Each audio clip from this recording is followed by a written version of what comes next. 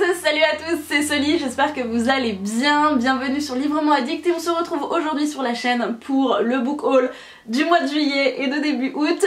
Je suis trop contente de vous faire cette vidéo, sachant qu'il n'y en aura pas avant quelques semaines, étant donné que vous le savez sûrement, le mois d'août pour moi c'est du no-buy. J'ai interdiction d'acheter quoi que ce soit puisque dans une quinzaine de jours c'est mon anniversaire, donc forcément pas no-buy pour moi, voilà, ce mois-ci. Ma palle et mon compte en banque vont être très contents de cette décision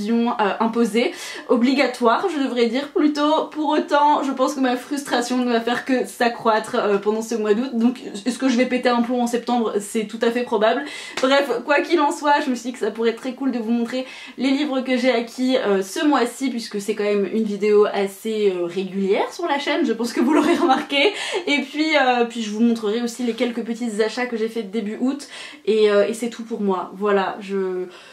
trouve que j'ai été plutôt raisonnable. Comme ça on a l'impression qu'il y a beaucoup de livres, mais c'est parce qu'il y a beaucoup de mangas, et sur la totalité des livres que je vais vous présenter aujourd'hui, il y en a déjà la moitié qui ont été lus. Donc je trouve que c'est quand même plutôt pas mal. En termes de ratio, on n'est pas trop mal. Voilà, j'essaye de me trouver des excuses comme je peux là. Aidez-moi. On va débuter avec des livres dont je vous ai parlé assez récemment sur la chaîne. Ce sont des livres que je vous ai notamment présentés, que j'ai chroniqués pendant les vlogs du challenge Été glacé, qui était un challenge organisé par Nina. Et j'avais notamment commencer à lire et débuter ce challenge par Fantasy of First de Kelly St. Clair, qui est un roman paru en français chez Bookmark Édition. C'est un roman en 4 tomes, une saga en 4 tomes je devrais dire plutôt, et le premier c'est Rêve de glace, c'est la saga Les Accords corrompus, et dans cette histoire on va rencontrer Olenna qui est une jeune femme, une jeune héritière, voilà, du royaume d'Ossolis, qui est un royaume qui est sous l'influence de la chaleur, des flammes, du feu, etc. Il y a un côté très désertique en fait, et dans cet univers on a le royaume d'Ossolis, donc le royaume dont Olenna est l'héritière, et on a le royaume de Glacium qui là va carrément être sous l'influence à l'opposé, hein, mais l'influence de la neige, de la glace, du froid, etc. Il y a une sorte de rivalité et pas mal de tensions politiques entre les deux royaumes, donc tous les 3 ans il y a des délégations qui vont dans les 10 royaumes et pour tenter de négocier quelques termes pour un traité de paix en fait, dirons-nous. Et donc là au début du roman on va suivre Olenna qui a fait la rencontre de l'un des princes de Glacium, donc Kendrick, il va se passer pas mal de choses, sachant qu'Olenna n'est pas une héroïne comme les autres, n'est pas une princesse comme les autres, étant donné qu'on lui a imposé depuis son plus jeune âge de porter un voile sur son visage, c'est-à-dire que personne, pas même elle, n'a jamais vu son visage, elle ne s'est jamais regardée dans un miroir, dans le reflet de l'eau, etc. Et la question va être de savoir pourquoi on lui impose de porter ce voile notamment, qu'est-ce que son visage cache, quel secret ne doit-on pas découvrir, et on va la suivre dans cette histoire et son périple entre les 2 royaumes. C'était une très belle et bonne lecture, c'est pas un coup de cœur mais j'ai hâte de voir ce que l'autrice nous réserve pour la suite de la saga, puisque c'est typiquement le genre de bouquin en fantasy où vous ne savez pas véritablement dans quoi vous mettez les pieds et vous ne savez pas où l'autrice veut vous emmener, et ça c'est plutôt cool parce que l'univers reste assez chouette. Je vais continuer très rapidement avec des mangas et je les ai quasiment déjà tous lus. Alors déjà je vous avais parlé de Men's Life, donc j'ai les 3 premiers tomes. Dayu Watanabe, c'est la mangaka qui a notamment mis en avant et créé LDK, qui avait été un véritable coup de cœur pour moi. Et donc dans cette histoire, dans Men's Life, on va rencontrer Mio qui est une jeune fille qui a beaucoup d'anxiété sociale, qui ne va plus à l'école pour diverses raisons. Je ne vous les donnerai pas ici puisqu'on les découvre au fur et à mesure dans les tomes. Pour autant Mio, elle a un frère jumeau qui est son exact opposé, qui lui est très dégourdi, qui est très social, qui adore parler avec les autres. Il est dans un internat, il vit avec des garçons forcément dans l'internat, notamment avec ses coéquipiers du club de volley du lycée, donc bref, des vies complètement opposées, sauf que Yuta, donc le frère jumeau de Mio, va lui demander à ce qu'ils échangent leur place, et Mio va se retrouver à vivre notamment avec des garçons et à faire partie du club masculin de volley. Personne ne va découvrir qu'en réalité elle est une fille, et c'est très drôle, c'est très frais. J'ai adoré les 3 premiers tomes et j'ai hâte d'avoir le tome 4 qui devrait sortir je crois début septembre, courant septembre, je sais plus, mais en tout cas voilà, ça a l'air très enfin le tome 4 a l'air très cool, aussi cool que les 3 premiers tomes, donc c'était une très belle découverte, je suis très contente. Sinon J'ai surkiffé A Sign of Affection, donc les tomes 1 et 2, c'est de Sue Morishita et j'ai adoré. Ici on va suivre Yuki qui est une jeune fille qui est sourde muette mais qui communique notamment grâce à la langue des signes japonaise et elle va rencontrer ce jeune garçon qui lui est trilingue mais qui pour autant ne parle pas la langue des signes et donc Yuki va se retrouver à lui donner quelques cours et à lui apprendre la langue des signes. On a une romance assez instantanée qui va s'instaurer entre les deux protagonistes mais ça reste très mignon et ça reste très intéressant de voir la manière dont les mangaka ont réussi à mettre en avant et à dessiner la langue des signes japonaise finalement et on a pas mal de petites informations sur cette langue des signes qui est assez spécifique et je vous en donnerai pas plus non plus si jamais vous voulez découvrir tout ça mais ça reste une très belle et petite histoire de shoujo toute mignonne et trop adorable. Il y a également le tome 4 d'Héroïne malgré moi de Fuyu Amakura qui est le dernier tome de la saga qui malheureusement pour moi a été une déception. Je vous laisse aller regarder mes vlogs si jamais vous voulez un peu plus de détails. Ça restait une saga en 4 tomes assez prometteuse, courte mais intéressante. Pour autant le tome 4 est un petit flop pour moi. C'est pas grave, je l'ai lu, je suis contente de l'avoir terminé, ça reste intéressant puisque les rôles des deux protagonistes étaient assez inversés puisque dans cette histoire on va rencontrer une jeune fille qui ne se trouve pas véritablement féminine, attention je mets des grosses guillemets parce que vous savez c'est un petit peu le côté culturel du Japon qui ressort et la différence et les différences de traitement entre les hommes et les femmes et les différences de comportement notamment. Une fille doit être toute mignonne, toute féminine, toute jolie etc. et un mec doit remplir certains critères également. Bref, ici c'est assez inversé puisque cette jeune fille n'est pas véritablement féminine, c'est un garde du corps, elle va devenir la garde du corps du protagoniste masculin et voilà, elle est hyper douée en karaté, en combat, en arts martiaux et elle va devenir sa garde du corps et on a une petite romance qui vient s'installer entre les deux protagonistes et voilà, ça reste cool mais c'est pas assez creusé et c'est dommage, mais ça restait une bonne idée, un bon potentiel, vous passerez un bon moment si vous souhaitez lire Héroïne malgré moi de Fuyu Amakura. Et forcément je suis passée en librairie à la Fnac, je n'ai pas pu dire non à ça. J'ai pas pu dire non au carnet de l'apothicaire. Si jamais vous ne connaissez pas, on va suivre Mao Mao qui est une jeune servante, enfin une jeune apothicaire je devrais dire, qui a été kidnappée et qui devient servante au palais impérial je crois il me semble, et elle va grâce à ses talents être plus ou moins reconnue et elle va être assignée à la concubine favorite de l'empereur en tant que goûteuse personnelle puisque Mao Mao a des talents cachés et une certaine passion pour les poisons, donc on va la suivre dans ces petites aventures et c'est très frais, très drôle, très agréable à découvrir, donc si jamais vous voulez lire les carnets de l'apothicaire, je vous le recommande à 10 000 %. Vous les avez vus dans des vlogs début ou mi-juillet, je ne me rappelle plus. J'ai acheté No Rules de Anita Reagans qui est paru aux éditions Addictive. Ici on va suivre une jeune fille qui va changer de fac, qui va débarquer dans une nouvelle fac, qui ne connaît pas la meute, qui est en fait un groupe de garçons hyper populaires qui vont se mettre à recruter de nouvelles personnes pour intégrer leur bande. Sauf que elle en a strictement rien à faire, elle ne les connaît pas, elle ne s'intéresse pas à eux et elle ne veut vraiment pas faire partie de leur bande, sauf que le chef, le leader, l'alpha, si on garde des termes loup-garou alors que ici il n'est pas du tout question de loup-garou, le leader du groupe va la rencontrer et va se mettre en tête qu'il faut qu'elle intègre leur bande en fait, et petit à petit il me semble qu'on va avoir une romance entre les deux, il me semble que c'est ça, c'est une histoire un petit peu comme ça. J'entends des avis extrêmement positifs sur cette série, sur ce tome en tout cas, il me semble que c'est un one shot ou pas, je crois que c'est un one shot, j'ai un petit doute, mais bref j'entends vraiment des critiques assez positives et avec Ali et Kimi on va le lire dans pas longtemps en lecture commune, donc je vous en reparlerai assez prochainement sur la chaîne. Il me semble que c'est dans le même vlog, je vous avais parlé de Storm Dancer, le premier tome de la saga La Guerre du Lotus de Jack Christophe qui est réédité chez Big Bang. J'avais craqué dessus puisqu'il était à 10 € et je suis en train de réaliser que j'ai un petit chat qui a fait ses dents sur le livre, on adore, merci Pumpkin. Ok, d'accord, tout va bien, calme.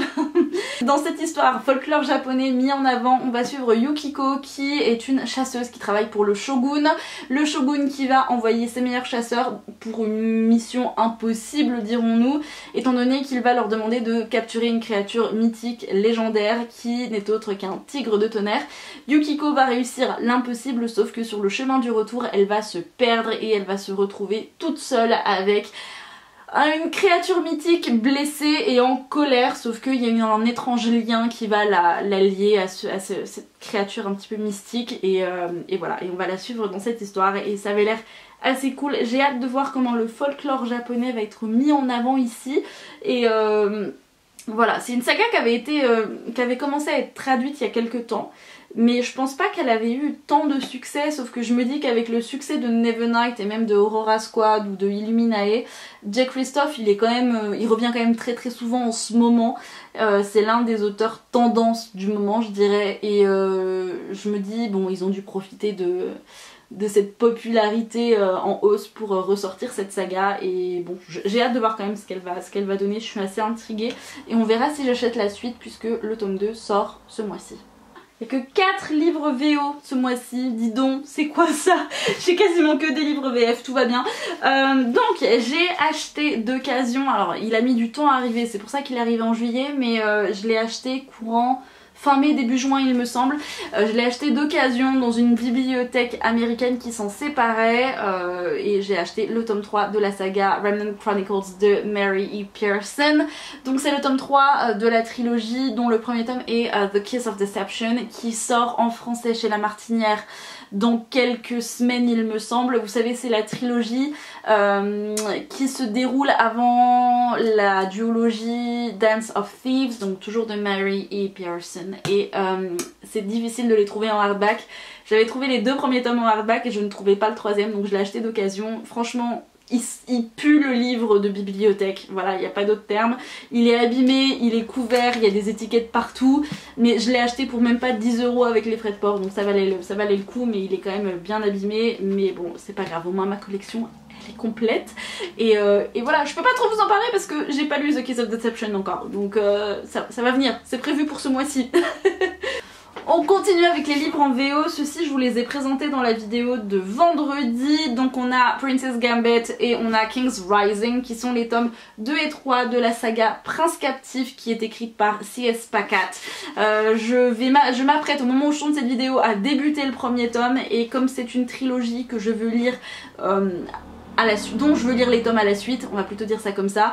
je me suis procuré les tomes 2 et 3 et j'ai hâte de voir ce qu'il se passe dans cette histoire où on va suivre Damen, héritier du royaume d'Achelos, qui va subir un coup d'état, son demi-frère va prendre le pouvoir, va réduire Damen en esclavage et va l'offrir en tant qu'esclave de plaisir, donc en tant qu'esclave sexuel, pardon, on va dire ce qui est, auprès d'un prince d'une nation ennemie et on va avoir une sorte de romance qui va pas se développer tout de suite entre les 2 protagonistes mais qui va venir petit à petit à ce que j'ai cru comprendre. C'est assez dark mais en même temps c'est un côté très historique et j'ai hâte de découvrir cette histoire. Voilà, donc j'ai acheté les tomes 2 et 3 pour compléter cette trilogie.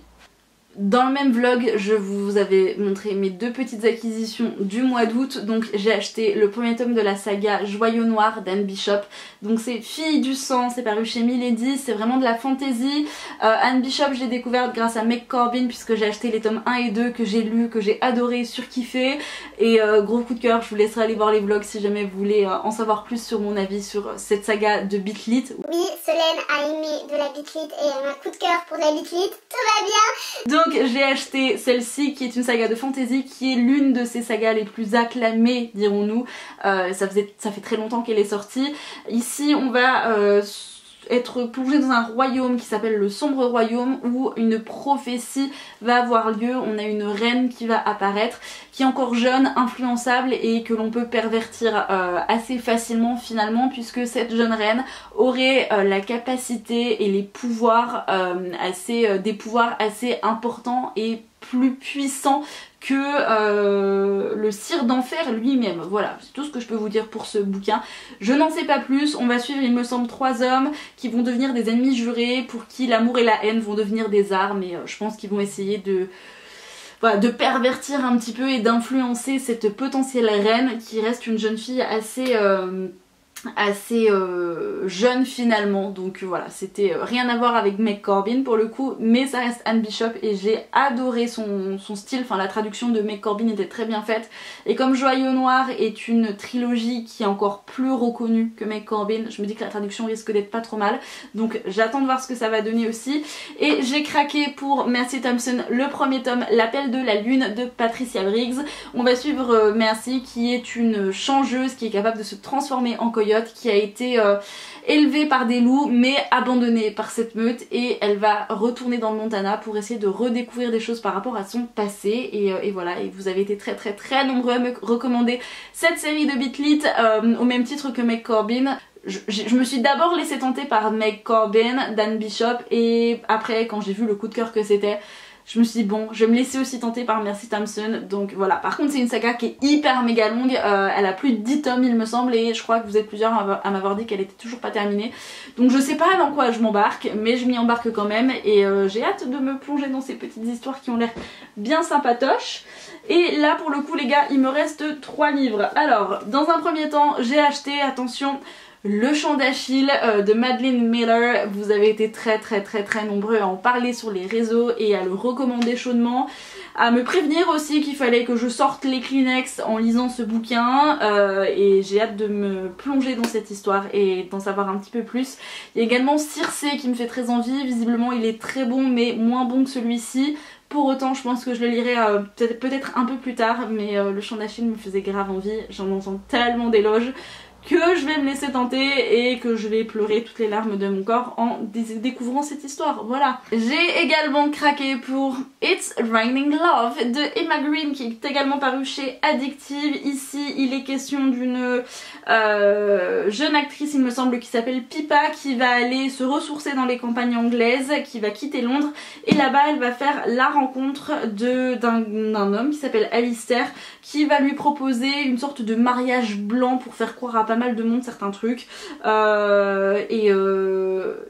voilà, et on a une romance qui va commencer entre les deux, il me semble que c'est ça, il y a un truc comme ça. Bon, c'est déjà un pitch qui est vu et revu dans les romances, pour autant je trouve que ça colle toujours assez bien, je pense que ça peut se lire assez vite, tranquille, sans prise de tête, entre deux pavés de fantaisie ou deux histoires qui peuvent être assez intenses. C'est typiquement le genre de lecture qui va vous faire redescendre et vous faire passer un bon moment sans que vous vous posiez davantage de questions, je pense. Ça reste en plus de la valeur sûre parce que ça reste Emma Green, donc bon, je vais découvrir tout ça incessamment sous peu. Et enfin, dernier livre de ce book haul, qui n'est pas des moindres, voilà. Je m'étais dit, je n'achèterai jamais la suite de la saga neuve, sauf que je ne la trouve pas d'occasion et je n'ai que le premier tome dans cette réédition-ci. Étant donné que je les ai tous en anglais, que je voulais relire certains tomes, sauf que ces tomes là sont en carton et je ne les ai pas là, donc ça m'embête un petit peu. Donc j'ai acheté le tome 5 de Harry Potter, donc c'est l'Ordre du Phénix de J.K. Rowling, dans la nouvelle édition de chez Gallimard, et j'aime beaucoup ces éditions et j'ai que le premier tome en fait, que j'avais relu l'année dernière, et là j'avais envie de relire le tome 5, donc j'ai acheté le tome 5. Je me suis laissée influencer par ma copine Lady Booking qui était avec moi quand je l'ai acheté, et elle m'a dit mais si, limite elle me l'a foutu dans les mains, et limite elle allait me donner le tome 4 avec en même temps, et comme ce sont des éditions qui coûtent quand même assez cher, celui-ci il a coûté quasiment 30 €, ça fait un peu mal aux fesses, je ne vous le cache pas, mais bon, il faudrait que je complète ma collection d'Harry Potter en français parce que je ne les ai pas en français, donc c'est un peu bête, mais voilà. Donc je vais me relancer dans Harry Potter dans certains tomes. Je sais pas encore si je recommence à partir du tome 4 ou du tome 5. J'ai l'impression de faire comme avec Throne of Glass là pour le coup, mais c'est parce que je connais très bien les 3 premiers et j'ai pas envie de me retaper les 3 premiers tomes. Donc voilà, je vais réfléchir, mais quitte à avoir le tome 5 sous la main, je vais peut-être me relancer dans le tome 5 directement. Voilà, c'était à peu près tout pour ce book haul qui est bien assez long, bien assez conséquent finalement, même si la plupart des livres ont été lus, quand même ça reste un gros book haul. J'espère qu'il vous a plu, dites-moi dans les commentaires s'il y a certains livres qui vous intéressent, pour quel livre est-ce que vous avez craqué en juillet, pour quel livre vous allez craquer en août, dites-moi tout ça, est-ce que vous avez des recommandations à me faire, quoique non, me faites pas trop de recommandations parce que j'ai pas le droit d'acheter de livres ce mois-ci, donc je vais être assez frustrée de devoir seulement les mettre dans ma wishlist, donc pas de recommandations sous cette vidéo s'il vous plaît. Bref, je vous souhaite à tous et à toutes de passer de très belles et bonnes lectures, je vous dis à la prochaine sur la chaîne, et en attendant bien évidemment comme d'habitude, prenez soin de vous, ciao.